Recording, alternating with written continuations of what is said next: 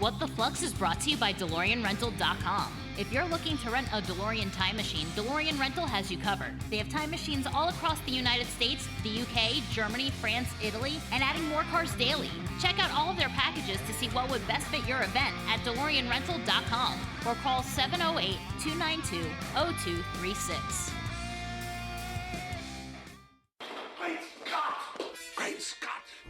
Great Scott! Great Scott! Great Scott! All your questions will be answered. Roll tape.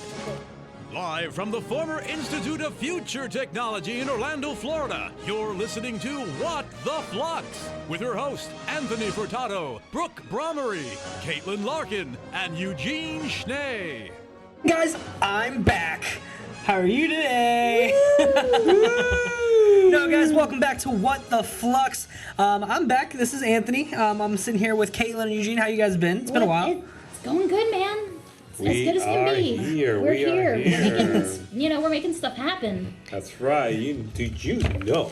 Uh-oh. My microphone's alive and it's attacking me, folks. Well, you figured that out. I apologize for my absence. I've been kind of away. Work gave me a new schedule with everything going on in the world, so I kind of had no choice there. I'm also moving into a new house at the start of July, so I apologize, but I am back. I have a set schedule for the most part now, so it's good to be back. Yeah, man. That's good. Good to have you. We've missed you. I missed you, man. And how's all of you? You, especially you. I'm talking to you. Who? Yes, you. Me? You. No, not you. Oh. You. The guest. The listener. The listener. He's The talking listeners, to you. our fans. How are you? Are you doing good? You look good. They're hungry. They're hungry? Yeah. Oh, shit. Snacking on them. You know what I'm potato hungry chips. for? What? Justice. No. Oh, what? Something better than that. What? Back to the Future News. I thought it was peanut butter. It's just as good. It really is. It really is. It's crunchy So and everything. wait, we got Back to the Future News? Yeah, but we have to count it because the thing is, I remember that. You ready? So we got Back to the Future News with Caitlin in 3, 2, 1. Hey, Dr. Stay. This is tomorrow's newspaper. Could I go to the library and look myself up in the old newspaper archive? Thank you, gentlemen. That's perfect. That's what we do. See, this whole thing, it just helps me when I edit so that I just put the music in there in between. So when we're you just count it being down. used, Eugene. Basically, you're just a marker for Very me. much. Anyway, Back to the Future News for this week. Major League Soccer coming back. But when? Yay. July 3rd. And I know that I don't watch soccer at all. I'm, more of a hockey kind of a girl. You like hockey? I do. I didn't know that. Yeah, I like hockey and baseball. Those are my two. But the reason I bring up soccer is because the LA Galaxy made a Back to the Future themed commercial to announce their return. What? It's actually really cool. It is on our Facebook page if you guys want to check that out. We posted it on there. And then also we have a great documentary that has just premiered on Amazon Prime, Drew, the man behind the poster. Very of good. course, about Drew Struzan, who did all of the amazing artwork for Back to the Future, among, a million other things. The dude's done Star Wars, Harry Potter, You name it. Indiana Jones, Police Academy. The Thing. The Muppets. Like, Muppets, Homeboy's done everything. He's just one of the most talented individuals on this planet. This documentary came out originally in 2013, but now it's on Amazon Prime. If you have Amazon Prime, go watch Drew, the man behind the poster. And Michael J. Fox is in it a lot. Mm-hmm. Well, he's a big fan of it. Yeah, he's a huge fan of Drew Struzan, which is pretty cool. Speaking of Drew Struzan and his poster work, Bottleneck Gallery actually had limited edition Back to the Future 3 posters. Now, you could get the original poster, or you could get the alternate that does not have Mary Steenburgen on it. I was able to snag one. Which one you got? I got the art print, so it's the alternate, but it doesn't have any of the graphics on it. It doesn't say Back to the Future. And the one any with of the train in the credits, back. and it has the train in the back. So I Nice. got that one. I'm very happy with my purchase. Nice. So I hope that one day that I'll get, Michael J. Fox or Christopher Lloyd or Mary Steenburgen to sign it, but it's cool because it's signed by Drew Struzan. So I'm very, very excited to receive that when I'll sign it for you if you want. Oh, yeah? I'll sign it if you That's want. so generous of you, man. You want to sign it too? Can I? I mean, I don't know, man. That seems like a hard Why no. not? What do you got against us? Yeah, my penmanship is actually pretty good. I know. Is it? Oh, Yeah. actually, yes. I if I do one thing right, because like to calm myself down, I actually watch like those calligraphy videos. Oh, sure, I love those. Like no joke, I watch it and like I've studied calligraphy, so I have very good penmanship. I gotta go check that out. I gotta sick, see. man. I gotta see you do that. Oh, yeah, I gotta here. see you do that. Give me Let me see, a let me- random Oh, piece we're of doing paper. this right now. I want to see Yeah, this. yeah. We'll put it into a All tag. right. I'll do Okay. Caitlin's name. Wait, here's the You've paper. got paper got and a paper? pen. Yeah. I'm gonna And say Anthony's going to town say right this. now. Let me say it. So do that, and then to do my name. Oh, folks, I gotta admit, this is I gotta see this. I can't see it from good. here. Wait, And I like that's scratch. So like that's me doing it fast, That's actually just nice. scratching it out. Huh. yeah, that's actually really nice. Give me a paintbrush and like let me actually stencil it. That's not bad. Not bad. All right. Folks, Anthony is the Michelangelo of wow. Anyway, now that we Anyway. got that out of the way, remember, what was it, last week or the week before, we mentioned that Lea Thompson was doing a Zoom call for auction, Damn right. and you could do that for 15 minutes. You get a Zoom call with Lea Thompson, goes to the highest bidder. The auction ended, and that Zoom call sold for $4,000. Four. Oof. That's 4 and a coma Yes. with 3 zeros. Yes, sir. Ouch. Yeah, so that was definitely out of our budget. Yeah, we were like, I stopped at $4. Like, Yeah, for sure. But speaking of our favorite lady, I know that last week it was so funny. We mentioned that there was some Back to the Future celebrities on the website Cameo, which of course you pay a certain amount of money and you get a personal video message from that particular celebrity. And we mentioned that Christopher Lloyd had just joined Cameo starting at $288 hairs. Great Scott! Great Scott! But as soon as we edited and uploaded that episode, news came out that Lea Thompson made a Cameo account. Mm-hmm. And for $100, you could have Lea do a personal message for you. And hers are all going to charity. That's right. So we here at What the Flux thought, well, this may be our chance. And we did it. And we did it. We pulled some money together. And ladies and gentlemen, Miss Lea Thompson. Hey, what the flux? Cool name for a podcast.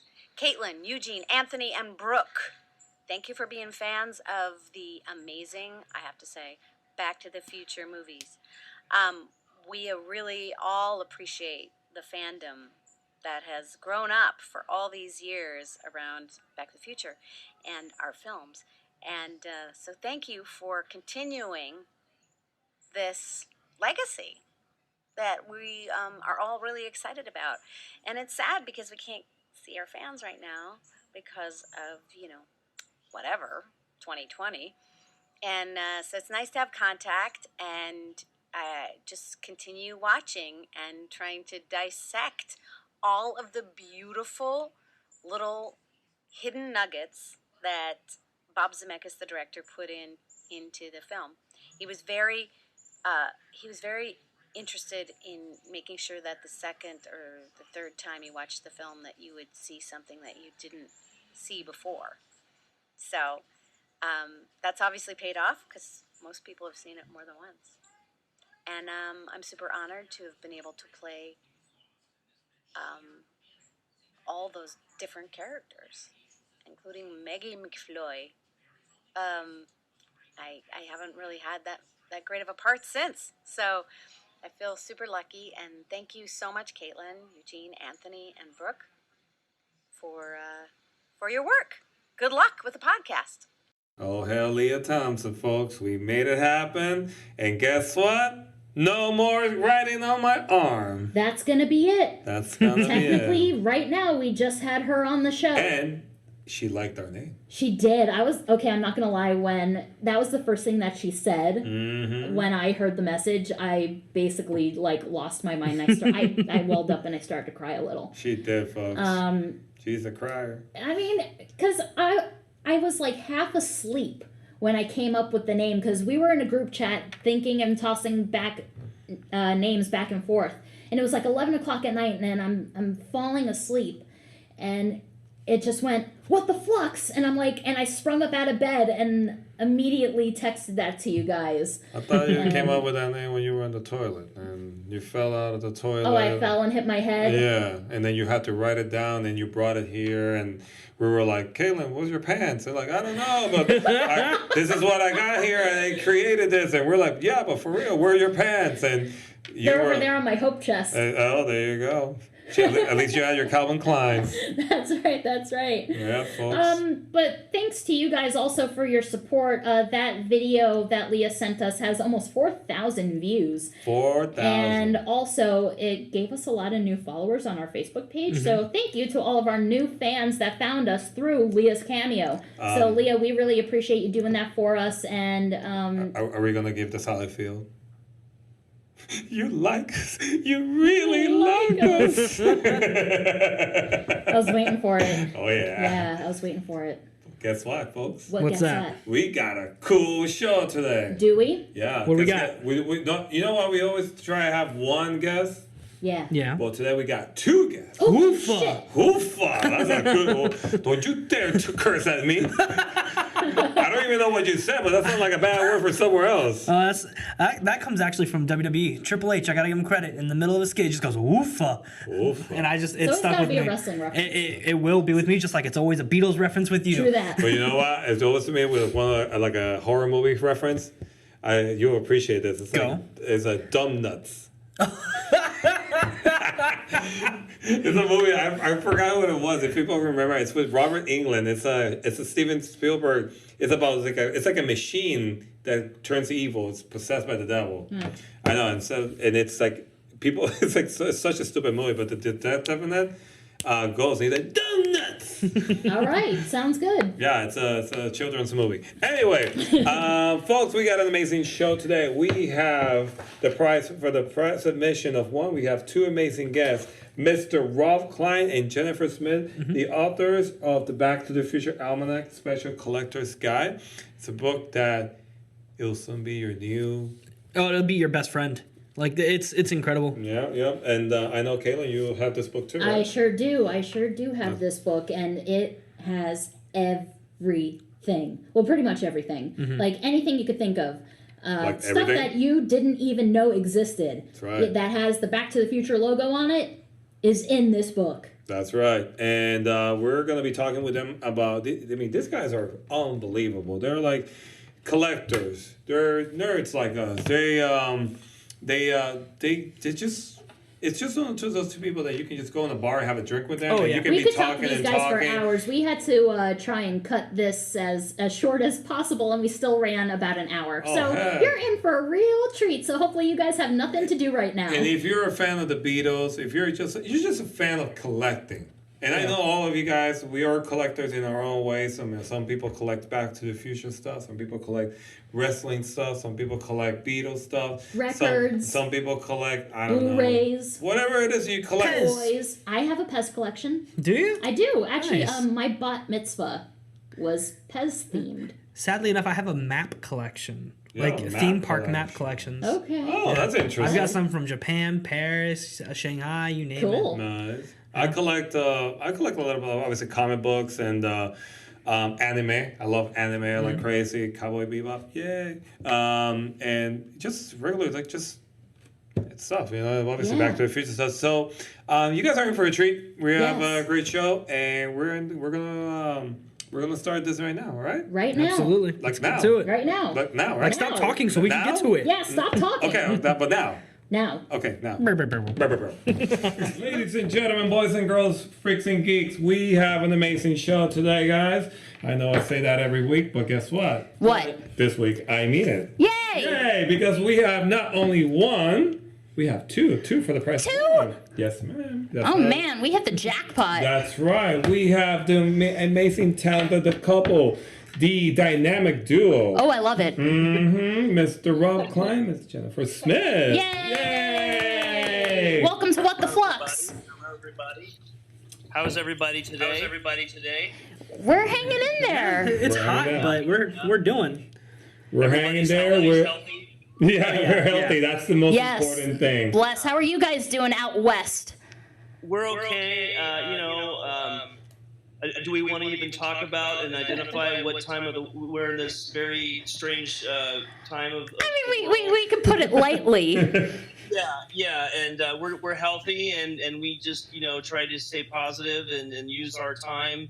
I guess quarantine. What a serious word that is. Just trying to stay productive and positive. So and live in the past as much as we possibly can. Amen. That's kind of what we're doing, I guess, living in the past. That's actually how this whole thing started. Actually, with the whole podcast for us is because we were literally with the whole quarantine thing going and. Yeah. Well, we started planning like right before quarantine hit. Yeah. Right before. And then it's like, well, if nobody's got anything, going on, we were just pumping out episodes one after the other. Mm-hmm. I think that it's times like these that actually the upside is that creative things happen for lots of different reasons, and I think, that's the upside of maybe something that's positive. Yeah, that's the positive. Yeah, find the positive. That is very true because I learned how to fix toilets because of this whole quarantine. Oh, really? I did because I needed a plumber for my office and I couldn't get one because obviously, the end of the world. And I was like, wait a minute, I think I can fix this. And I got my, I put my big boy pants on and everything and I fixed it. And when I actually ended up bringing a plumber still because I didn't know if I did a good job, he goes, oh, this is already fixed. I'm like, oh. There you go. Look at you. Yeah. So if this podcast doesn't work, Rob and Jennifer, I'm gonna become a plumber. God, you'll save money knowing how to do that, and then So I was curious, like, how do you guys own each other and all that stuff? Oh, that's a fun story. I'll let you two start because you guys met first. Okay, so Eugene and myself met 8 years ago while working as memorabilia tour guides at the Hard Rock Cafe. Because we are just memorabilia nuts. We love music. We love pop culture. We love archiving. And so we met doing that. He was actually my trainer when I first started. I was. And then we both met Anthony because Homeboy took tours from us. I would literally just be bored because I lived maybe 10 minutes from Universal. So I would just go over to the Hard Rock. It was my favorite place to eat. And I met them on these tours and eventually gained enough knowledge to the point where I could just give them a tour. It used to be that Anthony would just kind of come in one day and I'd be like, oh, it's you again? You brought more friends? Here, let me just open the door. You're fine. Go ahead. He was like that annoying neighbor that always came by. Yeah, just to show my friends how cool my house was. Fascinated that you guys all met at the Hard Rock. I'd love to hear what you guys thought were the best pieces on display when you guys were there. Oh, well, ladies first. Yeah, me first. I'm gonna go on, my Beatle tangent. So my favorite band of all time, of course, are the Beatles. They are everything that I breathe, eat, sleep, drink. You think I'm obsessed with Back to the Future, but they're my everything. And so the cool thing about Hard Rock Orlando is that they actually hold the largest collection of Beatles memorabilia out of any cafe. It's like I'm back 8 years ago. Wow. I can see the walls. That's amazing because you are talking to two Beatle fanatics. Yes. Okay, so I'll tell you what. So if you're in the Back to the Future and the Beatles, okay, we're gonna have to stay in touch because it's like one thing is enough, but when it's two things, maybe we'll find a 3 and a 4 thing that you guys are into. We also yeah, for sure. Oh, I got 2 things that I definitely share with you guys, and one of them involves Kiss, and the other one involves Three Stooges. Oh, no way! Oh, that's awesome. We're going to be talking about that. We're going to be talking about that soon. Trust me. But if you want to know my personal favorite piece of memorabilia that we have at the cafe. It's actually a part of the little secret tour that we have. We have an entire VIP lounge dedicated to John Lennon. So much for this. Nice. And well, yeah, I'm sharing the secret with these guys. They're cool. Cool about Fight Club? Is you don't talk about Fight Club, I know. But he asked about my favorite piece. My favorite is that we actually have John Lennon's couch that he had, or I should say, it's a French settee that we had in his home in Weybridge. He had it from around 65 to 69, and it proudly sits upstairs at the Hard Rock in Orlando. Wow. And that's my favorite. Nice. Yes. Is that the one that's wicker in pieces? Yes. And you used to sit on it during the Summer of Love and all that stuff? Yes, ma'am. That's exactly it. Any Beatle fan knows that famous picture of John sitting on the couch reading the newspaper. They know their stuff. Okay, that's major. That is major. It's basically the Holy Grail. We should all get together and if you guys, and see, I'm already like pitching ourselves to you guys for further stuff, but maybe a Beatles deep dive, because man, I have stories and firsthand account, and somebody's got to listen to me other than Jenny. So yes.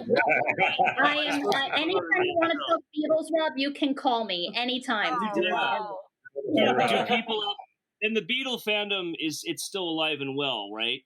I mean, oh yes, very much so. Actually, not to if we're going to promote ourselves here, not only do I have this Back to the Future podcast, but I actually have a YouTube channel dedicated to my Beatles collection.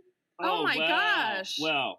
So I do that as well. I haven't been focusing too much on it since the podcast, but it's definitely another passion project of mine. Oh, good for you. I'm like, feel like I'm getting old and like, you young kids, why aren't you listening to more of the Beatles? You know what I mean? And it's just like, so that's my thing. Right. And if you can get to the young kids, it's like they can be converted. You just have to turn them on to the stuff that like we all saw with the Beatles. We're like, oh my God, who are these guys? You know, and absolutely. For me, it started at like, 2 or 3 years old. I had the Help album, and it was just like fascinated me as a kid, Well, that's awesome. Well, I'm gobsmacked at that couch. That I had no idea it even existed. So what about you guys? What do you guys think about hard rock? Well, for me, I'm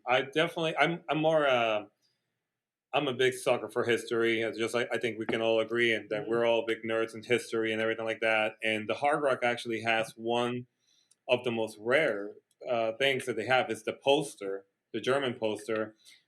Which actually features the headline is Rory Storm and the Hurricanes and the Hurricanes and the Beatles. Yep. Yes, it's the original poster from the Kaiserkeller in Hamburg, Germany, and there are only 2 ever made in the world, and of course they're hand painted. Hard Rock owns one of them. Nice. Yeah. And it's the most valuable piece of memorabilia in the entire collection. And the fact that it's the only 2 that existed and the Hard Rock owns them, and the fact that it's just a really great thing to know that it's this little band that came out of Liverpool. And when you're watching this, you're thinking to yourself, wow, like, you find yourself that you're not even the headline band. And you're probably thinking, wow, we made it. Yeah. And it's like, you have no idea what's in store for you guys. And it's the first time that they met Ringo Starr, because of course he was the drummer in Roy Storm Hurricanes. Mr. Richard Starkey, my bad. Mr. Richard well, Starkey. Now it's Sir Richard Starkey. Thank you very much. Starkey, that's right. And it's Sir Eugene too. Oh, put some respect on my name. But yeah, that's definitely my top favorite. Every time I go to the Hard Rock, it's almost like I have to go say hi to it, because it's like a pilgrimage. Yeah.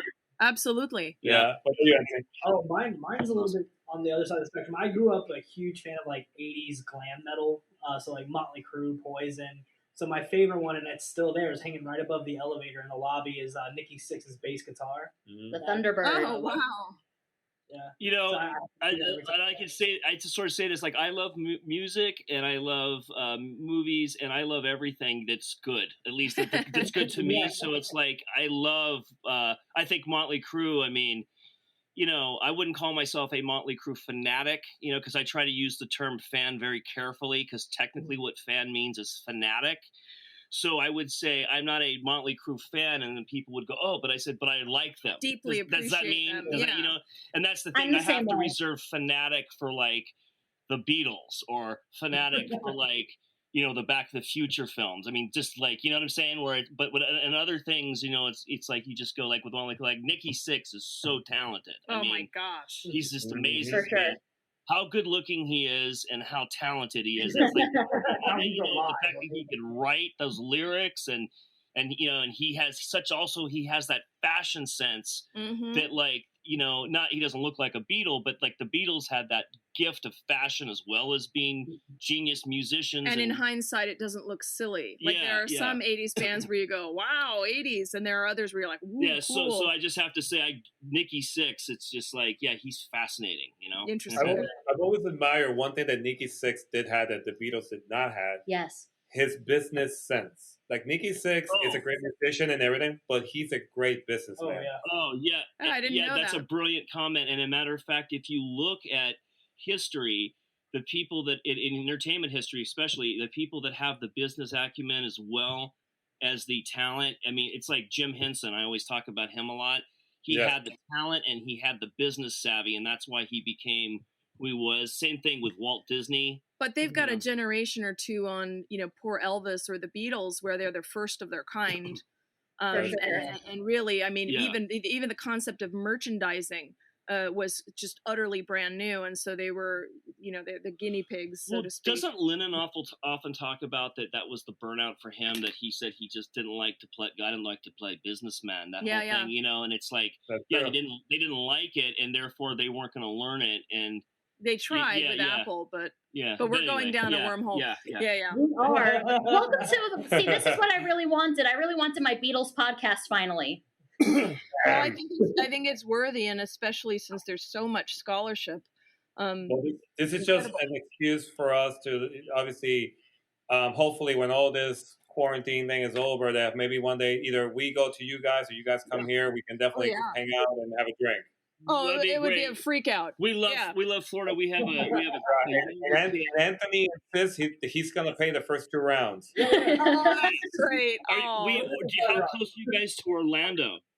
We are in Orlando. That was my attempt at humor. Oh. No, but yeah, we're coming up there. We got to take the kid to Disney World someday, and that'll be when we all we we'll get together. We'll have to do that. Well, I'll tell you what, guys. If you ever want Disney World, definitely message me because let's just say I know a guy. Oh. Hey, and I used to work for the Walt Disney Company, and it's very difficult when you had what they give you when you're a corporate employer. Maybe, I don't know what, but I had one called a Silver Pass. Yeah. And it's like you can get yourself and 3 people into the park anytime you want to. And when you had that for so long and then you don't have it anymore, it's hard to pay the price to get in. So any connection we'll definitely use that. Well, I don't have the Silver Pass, but I have the Eugene Pass, and that will work for you guys and your son too. We'll talk later. We can definitely talk more about that later. Yeah, let me know what graphics you want me to put on the Eugene Pass, so it's all customized. And I love it! Oh my God, I want a Eugene Pass. We'll definitely do that. Well, we definitely we're very excited to have you guys on the show. But the first question we want to know, obviously, before even Caitlin's question, is how do you guys met? Go ahead, you should take that, Jenny. Oh gosh, make it sound epic. Jeez. It was 1993, and we met each other and immediately connected on everything we loved. But I would consider myself a level C knowledge of pop culture. And when I met Rob, he first of all, he took charge of my record collection. And totally told me about inserts. He matched up my Sgt. Pepper with all the correct inserts. I mean, I had no idea. He showed me Jaws, Planet of the Apes. The blood red, pink, and white, right? The swirly, but also the cutouts, the pepper cutouts. I mean, there was a world of basically what he was already doing was archiving my collection. He was pruning my Star Trek collection. He said, "Don't collect all Star Trek.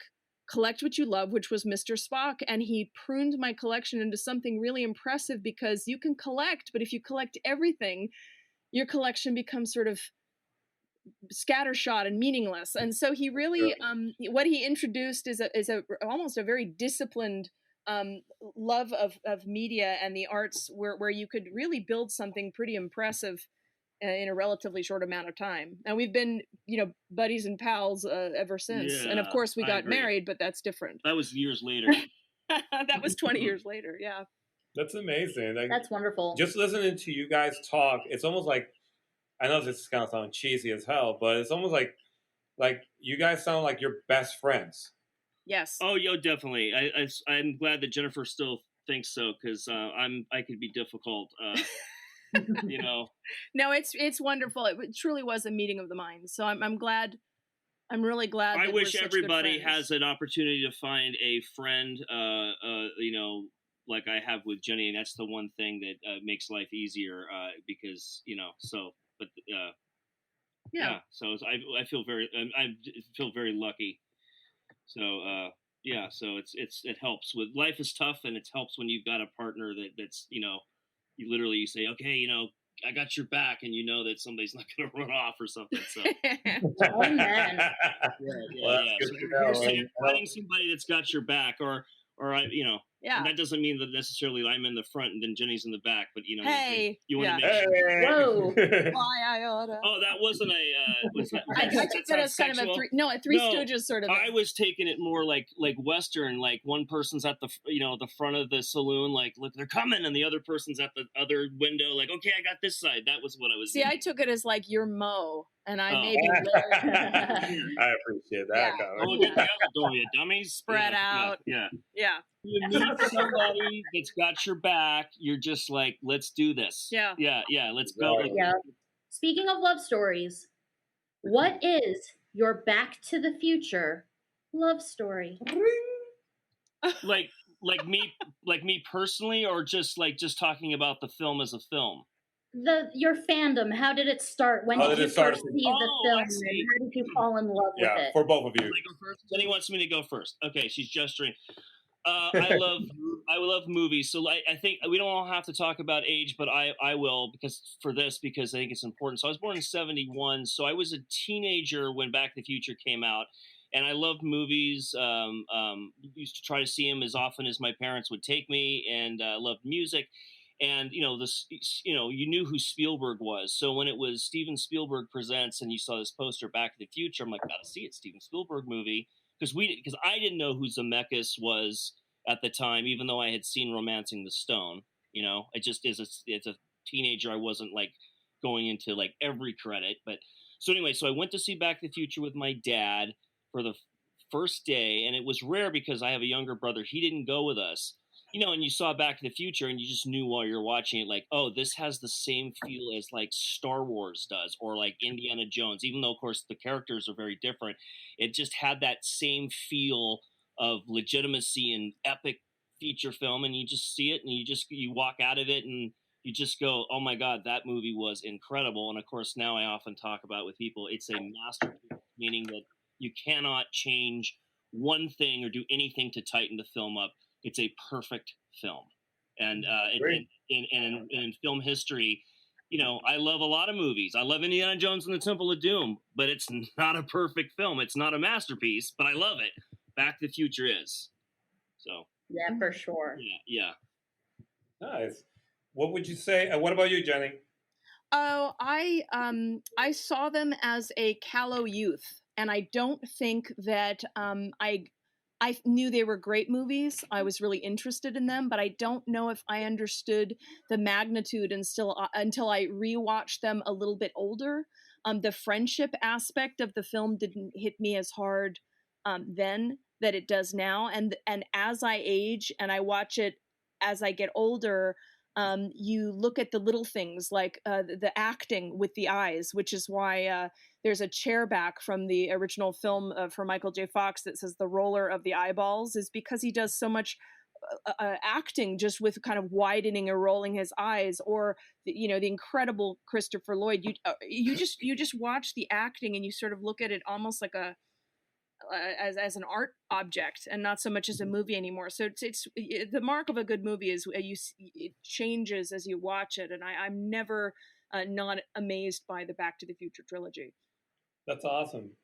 I'm curious. Also, we want to remind our listeners that we are with Rob Klein and Jennifer Smith, the authors of Back to the Future Almanac, official collector's guide of all memorabilia. This book is basically the Back to the Future Bible, if you will. Yeah. I'm just going to go right out there and say it. I mean, like I'll tell you what, Rob. Like I sat down on my patio.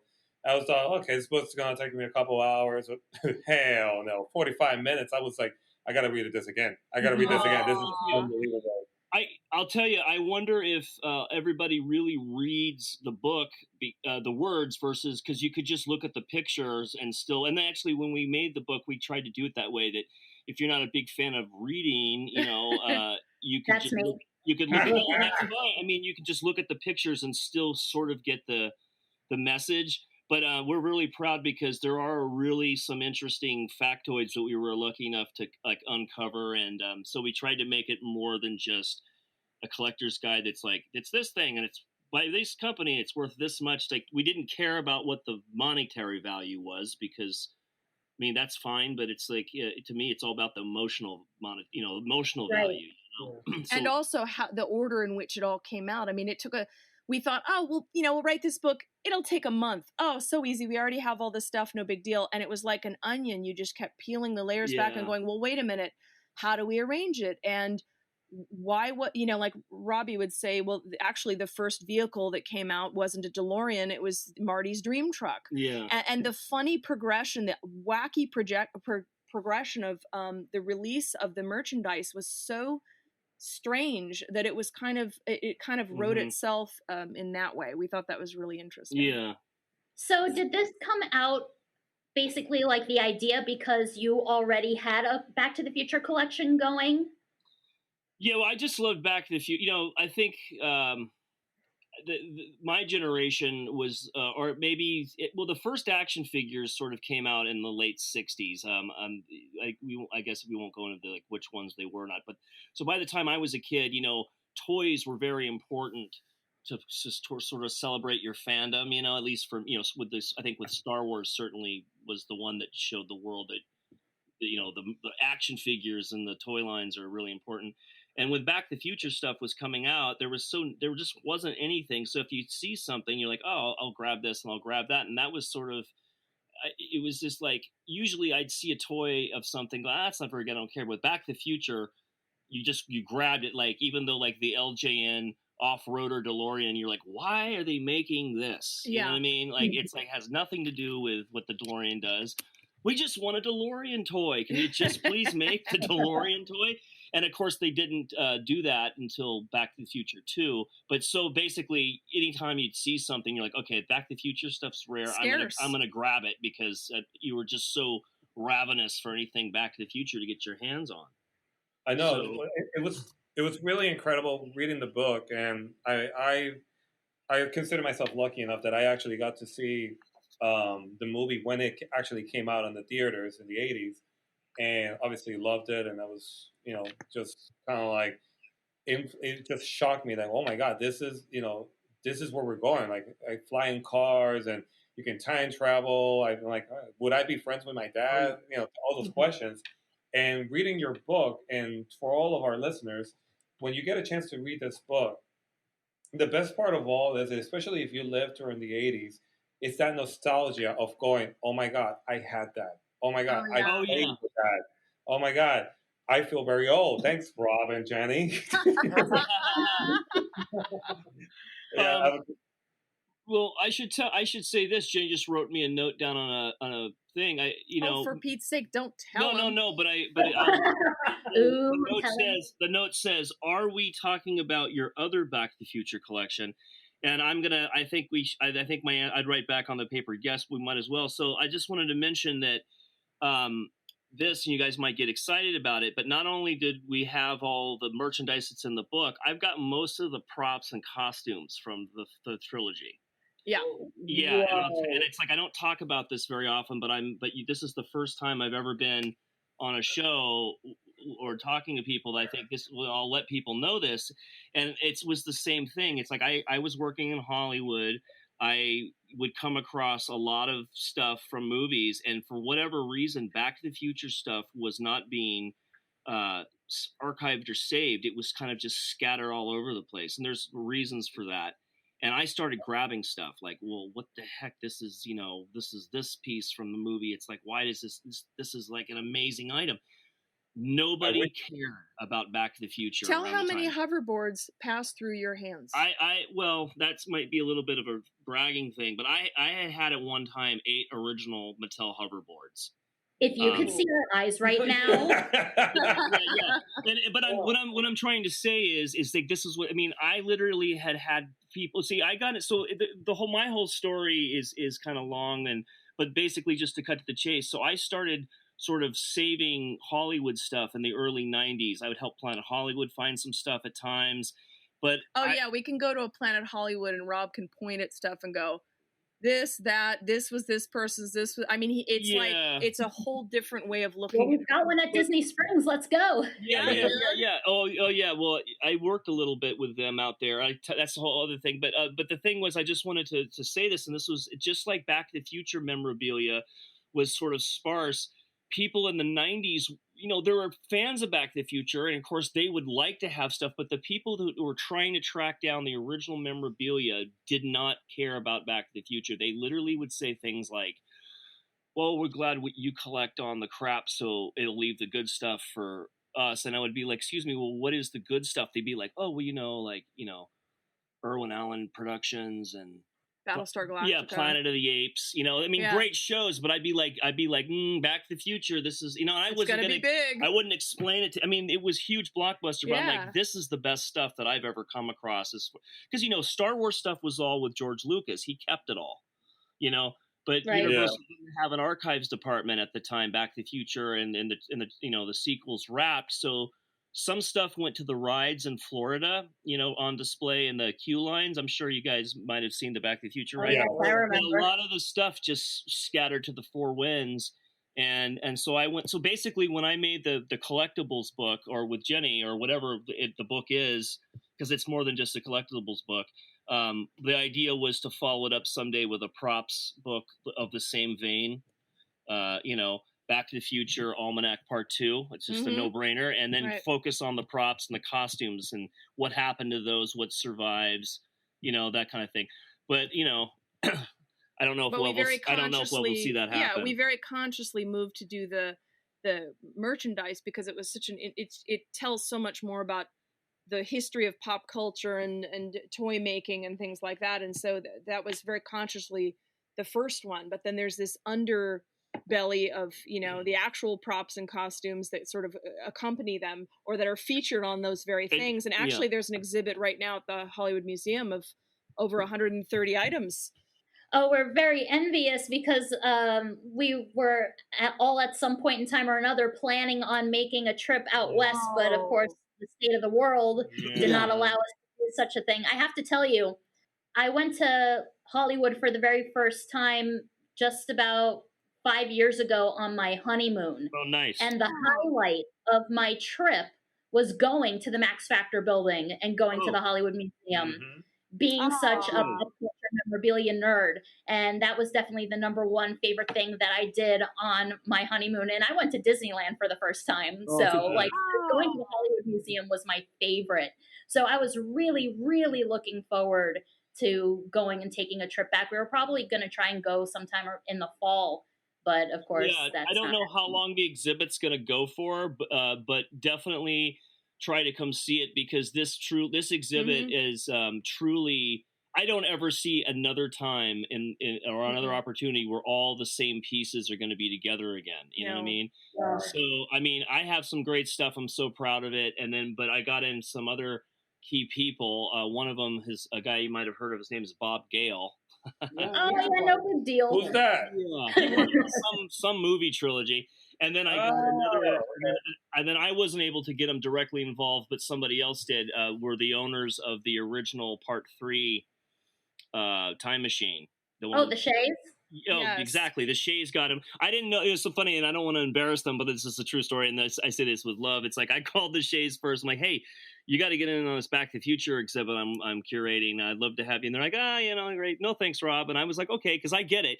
But then somebody, and I don't know who it was, somebody talked them into contributing and being involved. And not only is their stuff great, Bill and Patrick Shea are what just lovely people. Oh my gosh, fantastic. But getting back to Mr. Bob Gale, when we were writing our memorabilia book, he could not have been more lovely. He let us into his home. He put us in his pool house. He brought us box after box of what he had saved, which Rob turned around and archived right back for him. So whatever was in the box went into plastic or went on backer boards. And he could not have been more supportive. He offered to, promote the book, and the relationship continued, through the exhibit. He could not be a better ambassador for, Back to the Future. Bob Gale, the book would not have happened without him, period. No. He made it happen, and at least made it possible to do it. He was as the liaison between us and Universal. Oh man! But that's why a lot of my other projects maybe haven't gone, is because I haven't met the equivalent to the Bob Gale of the franchise. Yeah, the Godfather. Yeah. So yeah. And he also did a preface for your book, like at the beginning of the book. Yes. Yeah. Oh yeah. This is the thing, and then maybe this is something he was. I'll tell you, I had met Bob Gale many years before, just as a Back to the Future fan. Oh, hi, Earl, can you sign this or whatever? But anyway, when we met with him to kind of pitch him the book, he looked. I had it kind of mocked up, and he looked through it, and he was like, I said, hey, would you be willing to support this? Or he says, not only am I going to support this, he's like, you need to get over to my house, that kind of a thing, and then was just hands on. And I think I learned more about writing and grammar and those stuff. My God. He proofread the text and he would send us corrections. But this is something I want the Back to the Future fans, that I think is crucial to hear. It's like, I never thought I would see it from this angle, but when you get to see a side of somebody like that, like how smart he is and how technically master he is of writing and grammar and sentence structure and all that stuff, it's moments like that where you go, that's why this guy wrote the Back to the Future script. That's how you're just seeing these little glimpses of like brilliance. This isn't just like serendipity or fluke. Exactly. I mean, this guy, he's smart. The funniest thing about his influence on the book is at one point we thought it was so funny, the little McDonald's Marty on a hoverboard was at Burger King. Okay, remember the Happy Meal? I have one. Yeah, McDonald's. Yeah. Okay, now, once again, I have to preface this. I love all toys. It doesn't matter if they're simplistic or not detailed. I mean, it's all charming to me. So I say that. So the Marty hoverboard thing, it's not accurate, but it has a charm to it. So we had like a huge blow up. It was like a full page of just that with a macro lens, and it was just showing the simplistic, cheesy wonderfulness of that toy. And Bob Gale, you tell him, because you set it up. Well, he was going through the book and he goes, Can we make that photo a little smaller? Can it be smaller? Because it was like full cover, full color, full page glory of the cheesiness of and the fabulousness of that item. And he did not. I don't remember the exact quote or that quoted comment, but it was something along the lines of, that line was terrible, or like something like that. And then of course it's because he was the primary person for the animated series, and looking through his eyes, he wanted it to be more detailed or higher quality, I think. But so he wasn't jumping on, it's so charming and cheesy bandwagon. And it's like you can see that because he wanted, anyway. So that was kind of funny. So it was really funny how can you make that smaller? And then I think it was some sort of like, they're not very good. He's like, they're crap. I think that might have been how that went down. That's also how we got some of the quotes on the tops of the pages, which we was like, hey, let's do quotes. And we said, well, what did you think of the video games? And he goes, just total crap. And I think we used that as the quote on one of the pages because he doesn't mince words. So Bob Gale does not suffer fools, and he's just a straight shooter, and it's like, it's rare. It's fabulous. Yeah. So I love the fact that you guys brought it up, because this is the part of this is where the conversation gets heated. Dun, dun, dun. Oh my goodness. So obviously we all love Bob Gale, we respect him and everything, but he even agrees. Rob and Jen, how hard was it to write about what's considered the second worst game in the history of video games? I'm sorry, I love Back to the Future, but everyone who's played this game, it sucks. it is horrible. And I love the fact that Bob Gale even said it, total crap. Oh yeah, I'm glad. Yeah, no, is that the first one? That's or the little one with the second? I think they're all crap, right? It's not even just one. They're all bad, right? They're all bad, yeah. In video game history, Back to the Future is considered the second worst game. Fun fact: do you guys know which is the first one? I would love to. Is it E.T.? No. Let's hear it. The game that took Atari to bankruptcy.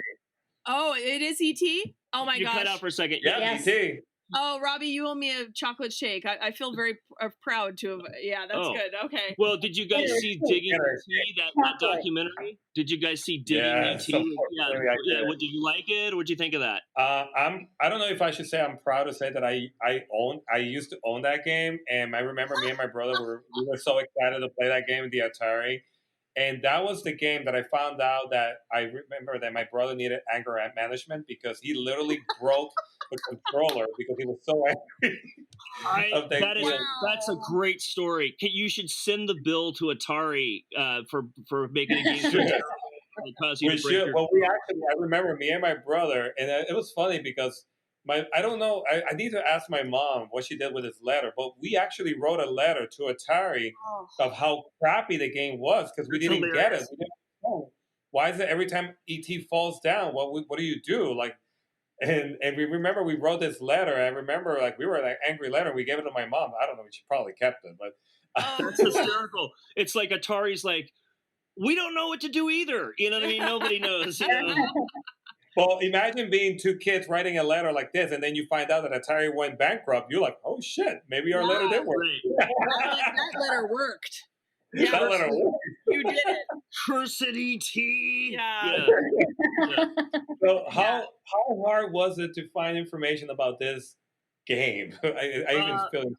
Did we have? I mean, you sound like a video game expert. Did we have any information that you found interesting in the book? Because. I don't know if we really did anything that maybe someone like you didn't know about. Did we? We knew that it was overwhelmingly negative, and I think we played it, or we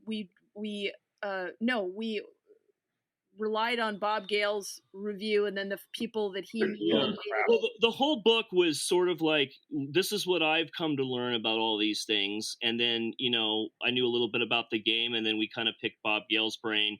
But to tell you the honest truth, we didn't really go out and interview anybody to make this book. It was just like, at the time we wrote it, it was like, okay, here's what I know about this stuff. Jenny, you were the same. Jenny, you actually went down and researched some stuff we were fuzzy on, and then we just got together with Bob all the time, and then we would just say, oh, let's say this about this piece of memorabilia. That, like, for example, like Mr. Fusion, right?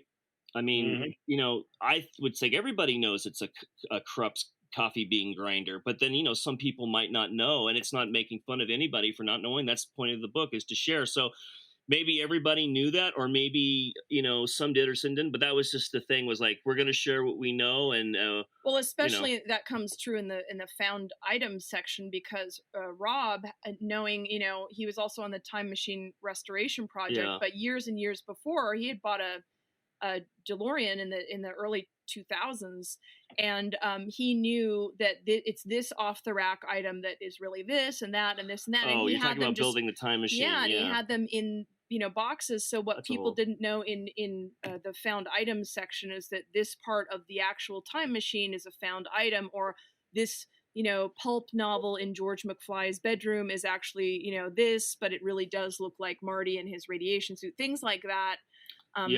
We weren't sure. They weren't technically marketed for the movie. They were, found for the movie, but we thought that's actually my favorite section of the book. The found items, yeah. Well, and of course, well, to all of our listeners. Oh no, go ahead. No, you guys, sometimes it cuts out, so I apologize. I was just going to say that was sort of my preview, Jennifer's preview of what the next book would be. You go through everything you see in Back to the Future, you know, and you point out like this was a custom made piece, you know, this was not, and then, you know, if where we can say here's the original one that actually was photographed in the film, that kind of a thing. And you know, because that again, it's not just like here's the lightsaber, you know, we want to talk about what the whole backstory of the lightsaber was, and of course, you know, the lightsabers from Star Wars, you know, you know, you know what I'm saying, like the skateboards were found, they weren't created for Marty McFly unless it was the 55 one, and then of course the hoverboards, of course, you know, were all made, even though Zemeckis has that great thing where he pulled the media's leg and he says, we got the toy companies to give us some hoverboards that were pulled because they were too dangerous. Remember that whole thing? And then everybody started going, give me a hoverboard. And then he had to actually make an official statement like, okay, I was just joking. If they don't really, you know, that, and I don't know how it was Universal dealt with it, but what great promotion, right? For a film, people thinking that you're flying skateboards real for a few moments. Like a vault. Yeah. Well, since you guys obviously is so much into memorabilia, and again, to all our listeners, when you get this book, not only are you going to see some items that you recognize immediately, but you're going to see some rare items from even the what's considered the first collectible, which was the Back to the Future on July 19th. I'm going Back to the Future, the first, technically the first released promotion. Yeah, that's a fair word to say. My question to both of you is, what was the first movie you saw that made you want to start collecting memorabilia of whatever you liked? Well, I mean, you know, Disney used to re-release their animated features. And as a little girl, when Cinderella came out, I was that perfect age. I think I was 8 or 9. And so I had to have a puff dress immediately. If I lived in the world today where you could go to Disneyland and have that, what is it, the princess experience, and have glitter thrown on you and a dress clapped onto you, I would have been in hog heaven. But I needed everything Cinderella and Wonder Woman immediately. Immediately. But marketing wasn't as sophisticated. There wasn't as much stuff, kind of an avalanche of product, you know, supporting things. So all I got, I think, for Wonder Woman was the puzzle, because there was nothing. But that was the first time where I felt the urge to collect anything that was vaguely related to either one of those franchises. Awesome. What about you, Rob? Yeah, for me, I was in first grade. And Star Wars was out, and I think somebody brought like the R2-D2 figure, you know, and it was just like, not only was like Star Wars cool, but you're like, okay, the action figure was the connection into the franchise for me. So I think it was Star Wars, you know. So well, also you wanted that wristwatch from Battlestar Galactica. Oh my God! Well, do you guys know anything about Battlestar Galactica? A little bit. Okay, just the point. I won't go into the weeds of that, but one of the daughters of one of the actors was in my class, and she came to school wearing one of the props that is used on the show every week, and that was the first time I saw a movie prop, and I was like, "Oh, that's really weird." It's like it doesn't look anything, it doesn't do anything, but it's fascinating, and you knew it's the ones that you know. So that was what started off sort of my whole fascination with movie props, but you know. But yeah, so yeah, but you know, once again, it's just so Star Wars, and then Jenny, it was the Disney stuff. Well, Cinderella and Wonder Woman. You know, okay. The yin and Wonder the yang. Woman is not Disney's yet. Yeah. So I have to know, because the book has everything from 1985 to 2015, how do you know that you got it all? Well, we never tried to say we have it all. And as a matter of fact, I went into it kind of, I don't know if maybe we do mention it in the book, but yeah, I've learned very quickly, we're human. We're never going to be perfect. We tried.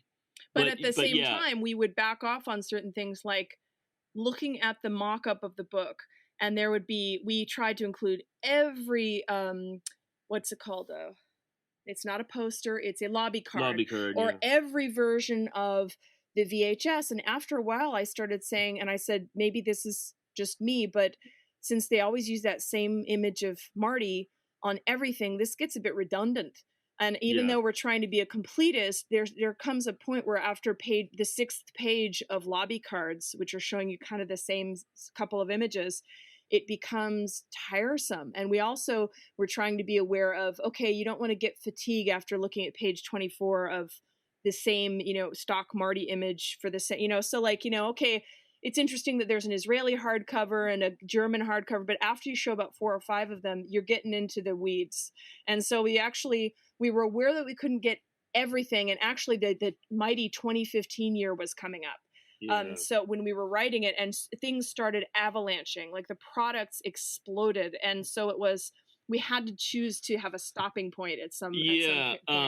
So I have 2 questions for you. The first thing would be a comment. Like, it was published in 2014, and anything that came out in 2015, we were lucky enough to get like a preview from some of the companies. But so even like the Lego DeLorean, at the time the book went to publishing, no one even knew what that was looking like. So you know what I mean? And now it's like, it's no big deal. I want to ask you guys, did you guys feel that there was anything missing or anything you knew about? Because I always love to hear about that. Like, what did we miss and what, because, we're always, if there was ever another print run, maybe we could update, or something. So. Well, that was actually going to be my next question. I know you said that you were going to do props for the part 2, but there's been so many toys within the last 5 years that have come out. If you would make a second book just once again on merchandise. But honestly, like, there's so much stuff in there that I had no clue existed. So if there was anything missing, like, I thought everything was in there. So I would have no clue. And that's what I'm trying to. Somebody who really liked the book in France got in touch with us and said, and it was just so magical. He goes, you don't have this in the book, and then he's like, here's one for the collection, that kind of a thing.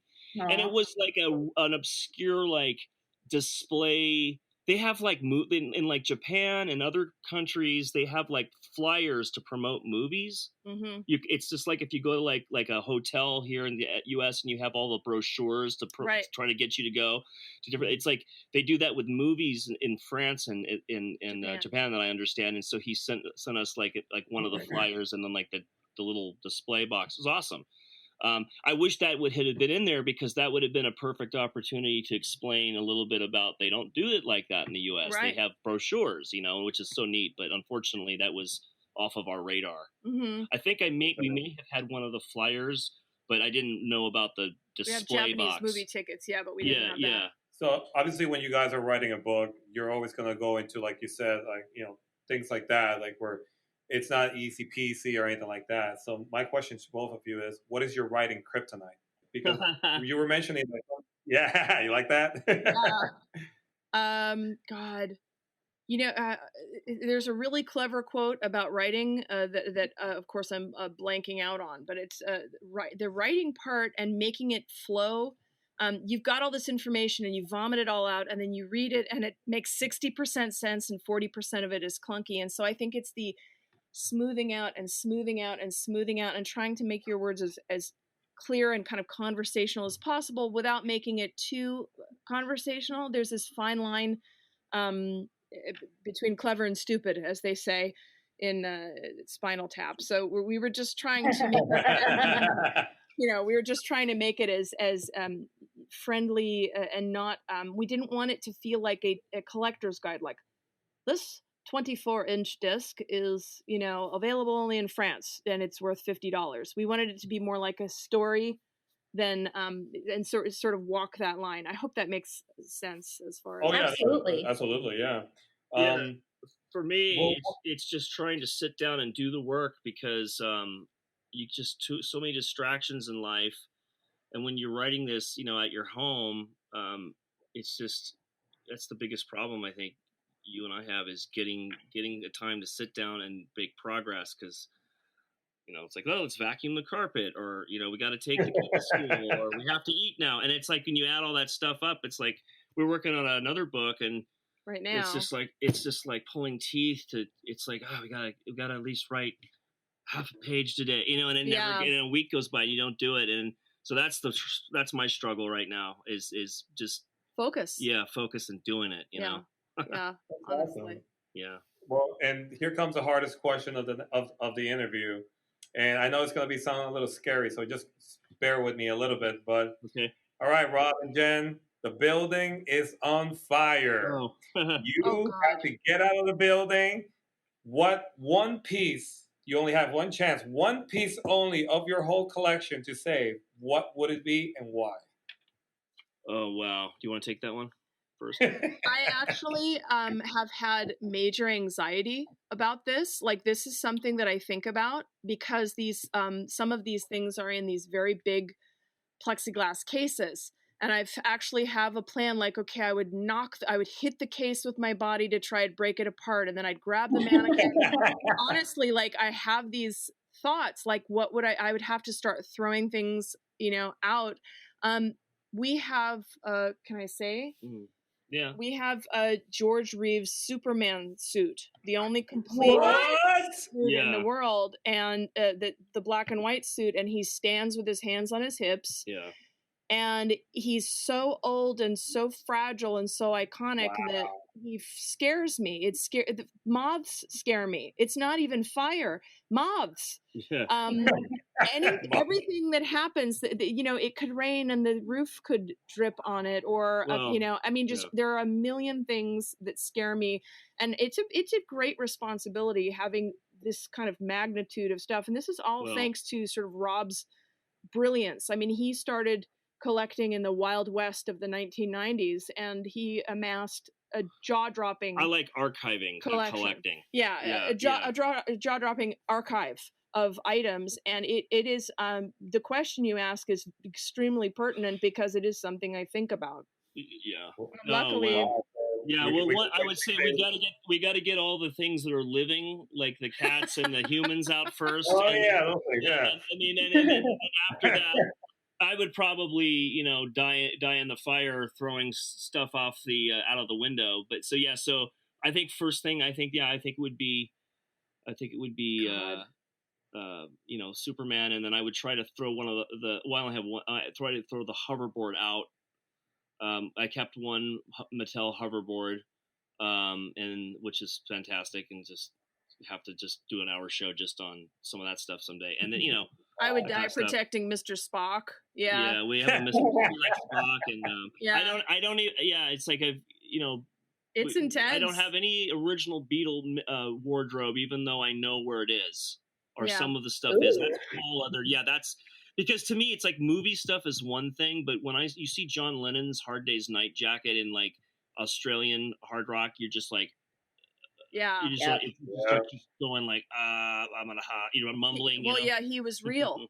I mean, he's real. He actually, there he was. I guess. Yeah. Michael J. Fox, is not Marty McFly, even though that's a part of him, of course. But that's what back to the Beatles again. I mean, John Lennon's not playing a part; he's him. Which makes it incredible. Anyway, but that was a great question. Yeah, that was fascinating. So my follow up to that: can we come over and play? Yeah, for real.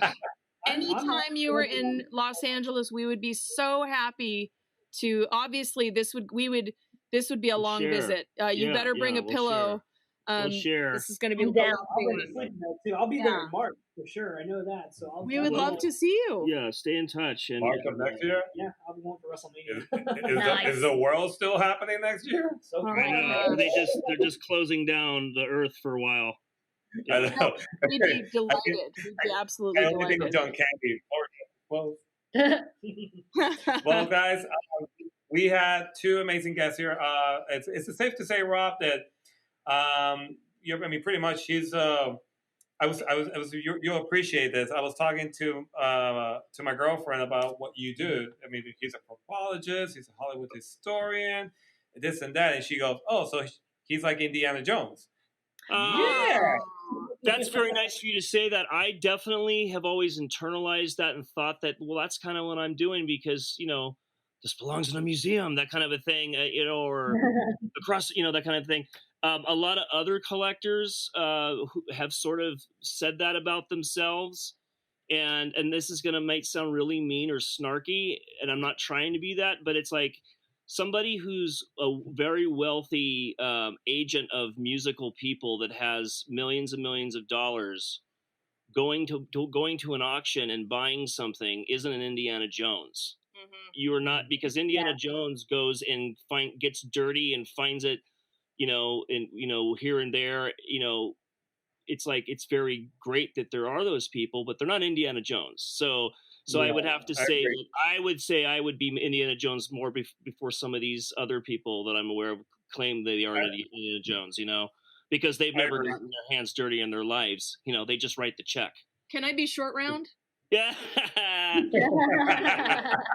Well, Rob, Rob, as long as you don't get inside of a fridge and fly all over and actually survive, we're okay in my book. And have the chipmunks do a double take. Can I ask you a question? Just real. What were they thinking with that? That's a whole other story. I know, but I can't let that go. I'm just like, what was? I mean, literally, just like who. What I can't even. I'm mumbling. I love that they brought him into the atomic age. I see what they're doing. They were trying to do the same thing as pushing a raft onto a mountain and everybody survives, but it didn't go as well. We're getting into I do have a theory, Rob, that you might appreciate. Yeah. So my theory is Indiana Jones come good. Like, for example, the first one was amazing. The second one was, The third one was amazing. And the fourth one was, Yeah. So hopefully the fifth one will be amazing. I hope so. I love Indiana Jones, and I'll just say for the record, that's stuff that's largely all up with Lucasfilm or the old Lucasfilm before he sold to Disney. But I have to say that Indiana Jones to me was so special because you just believe it's happening when you watch. You say, yes, this is real. He can really do this. And then there got to a point where the suspension of disbelief would go away, and it wasn't the same for me. So that's sort of my Indiana Jones. But I love the attraction at Disneyland. Isn't that what do you guys think? It's the best. That was the best ride. Yeah. And of course, folks, we also have Miss Jennifer Smith, who's actually an assistant professor of art history at the California State University. And also is actually a member of the Three Stooges fan club, which I actually love because I'm a big Three Stooges fan myself. Yes. A lot of people don't know this, but the Three Stooges fan club was formed in 1974. It was endorsed by the original Stooges, Moe and Larry, and it's one of the longest running fan clubs in the country. Oh my goodness, it's so wonderful, and Three Stooges never gets old. When I gave birth to my son, and Rob brought in a portable DVD player, the first thing I played was the Three Stooges, and to watch my son at age 7. Laughing, I mean, like I'm not talking like like he's like scream laughing at the Three Stooges fills me with such joy. It just translates so beautifully, and they're geniuses. And the hardest question you can be asked as a Stooges fan is, which is your favorite? Because you appreciate the genius. You don't. It's not an easy question. I mean, Moe is a genius. Larry is a genius, and of course Curly. It goes without saying. But if you meet somebody, it's like a Beatle fan. They dismiss Ringo or something. If you say Curly is your favorite, or like Curly, of course Curly. I mean, yeah, in your heart it's Curly, but if you're dismissing Moe and Larry as a really hardcore Three Stooges fan, you go, are you really watching the Three Stooges? Real Dan made it happen because obviously Moe was like the brains, Larry. Like a lot of people forget that they wrote their own stuff. Yep. Yeah. Yep. And that's makes it amazing. Folks, kids, I mean, Everybody. We just had an amazing time. We were all over the place, man. Three Stooges, Beatles, Back to the Future. Our show was everything. Wow. We have literally cried. We have drooled. Honestly, when you said that earlier about the Back to the Future stuff, I literally drooled. Caitlin and Anthony were like, what? Yeah. I mean, I have some stuff. I don't have. There's a lot of stuff in France and a lot of stuff in Japan, so it's definitely. But yeah, we're holding down a little bit of the fort there. So yeah. Well, guys, I want to tell all of our listeners the book again, the Back to the Future Almanac, Official Collector's Guide by Rob Klein and Jennifer Smith. Who, by the way, you guys are actually making history in What the Flux. You know why? Why?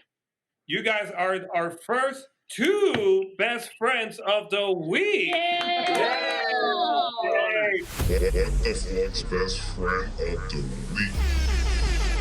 We actually have a little actually a sticker. This is actually good for your collection. We actually have a unique sticker that we give to only the What the Flux Best Friends of the Week. And you guys are our first couple to Best Friends of the Week. And we're going to be sending you this sticker.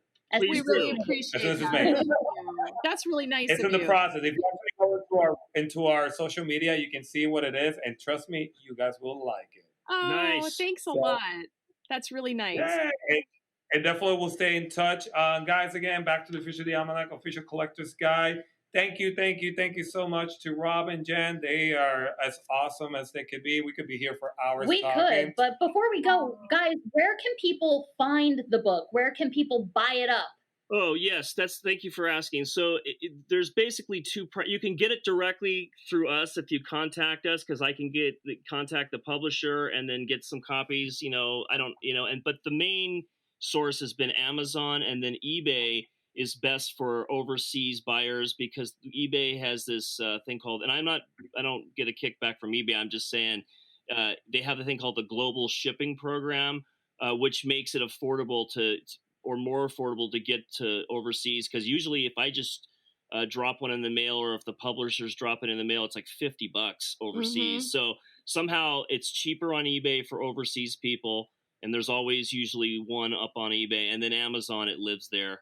Yeah. But come to us direct. I mean, that's the easiest thing, because we don't have that many copies left anyway. But I feel like everybody who is a passionate Back to the Future fan hopefully know about the book now. But then I find people like yourselves that we kind of wrote the book for are recent to the book. So I guess we shouldn't give up and assume everybody that would ever want one has one. So and help us find those people. Yeah. And something to our fans too, that when you guys order this book, make sure that you do not throw away the box, because the box that it comes in is the best part. We don't want to say what it is. We just say, no, we're not going to say, because that's how you get them to buy the book.